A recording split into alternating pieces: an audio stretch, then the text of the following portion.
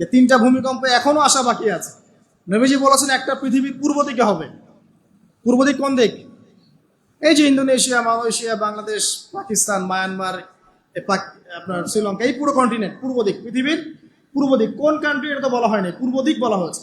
এবং এখানে ভূমিকম্প বলা হচ্ছে না, বলা হচ্ছে ভূমি ধসে যাবে, মানে পুরো ভূমিটা নিচে চলে যাবে। এখন যারা এগুলো নিয়ে গবেষণা করেন তারাও কিন্তু সেম কথাই বলছেন, খেয়াল করে দেখেন। তারা হয়তো বিজ্ঞান দিয়ে ব্যাখ্যা করছেন, কিন্তু হাদিসে কিন্তু এটা বলা আছে। আরেকটা হচ্ছে পৃথিবীর পশ্চিম দিকে। আর পশ্চিম দিকে কেন হবে জানেন? সুদের কারণে, জেনার কারণে, এবং সারা বিশ্বকে তারা যে জুলুমটা করছে, এই জুলুমের প্রতিফল হিসেবে আল্লাহ পাক ঘোষিয়ে দিবে। এর কোনো অস্তিত্বই থাকবে না। এখন মনে হচ্ছে না যে পুরো সারা ওয়ার্ল্ডকে রুল করছে, অস্তিত্বই থাকবে না। ভূমিধস।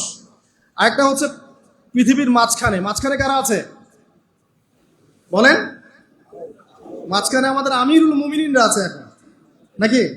যারা গান বাজনাকে উন্মুক্ত করে দিচ্ছে, যারা পর্দার শিথিলতা নিয়ে আসছে, হ্যাঁ, যারা আতাত করছে, এরা আছে, আমিরুল মুমিনিনরা আছে।